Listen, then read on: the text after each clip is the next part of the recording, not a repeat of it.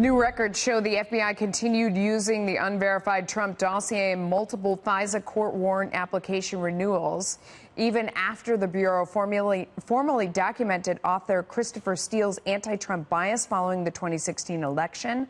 The partially redacted documents, first obtained by Judicial Watch, also revealed that top DOJ official Bruce Ohr maintained contact with Steele for at least 6 months after the FBI cut ties with Steele.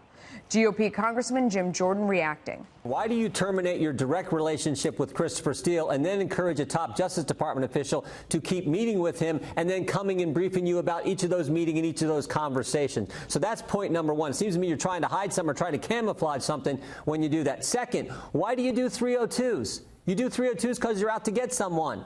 And we know they weren't out to get Bruce Ohr. They're out to get someone else. Who are they out to get? The President of the United States.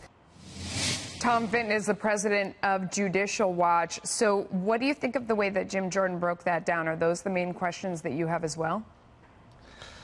Yeah, I think it's a disturbing piece of information we have, these 302s, because they show a Department of Justice, FBI, desperate to get Donald Trump after he was elected president. So desperate that they were using a Justice Department official as a witness against him, using his wife's information that she had Nellie Ohr had created on behalf of Hillary Clinton, and obviously using the Clinton spy ring over at Fusion GPS and conveying that information to the FBI.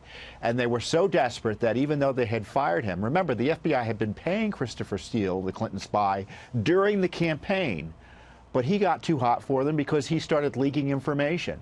Yet they started to talk to him through Bruce Ohr, and then they start telling Bruce Ohr, well, you know, give him a name of an FBI agent. Will he meet with FBI agents in the United Kingdom? So just before Mueller's appointed, they're talking about going to the United Kingdom to meet with him. They were so desperate.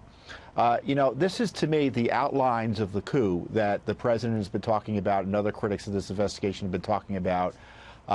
The idea that you have the Justice Department and the FBI, and these documents confirm the Obama State Department was involved in this, working with the Clinton campaign operatives to target Trump with these Russia smears is just unbelievable to me. And, you know, and I want to quote from the document because he says that, Ohr says that he was adamant. He didn't want President Trump to be president. Is any of this illegal, though? I mean, I know that it shows the tremendous bias. But is it more than, I imagine, is it even against FBI policy if somebody is fired as a source and then you go meet with them, you know, in what is ostensibly your free time? I mean, I guess what I'm getting at is there any punishment for anything that you uncovered? Well, potentially you have the conflicts of interest that Bruce Ohr had with Nellie Ohr continuing to be involved in the investigation, the spying evidently on President Trump that took place as a result of the information gleaned from this really irregular activity where the Justice Department acting as a front for this partisan group, Fusion GPS.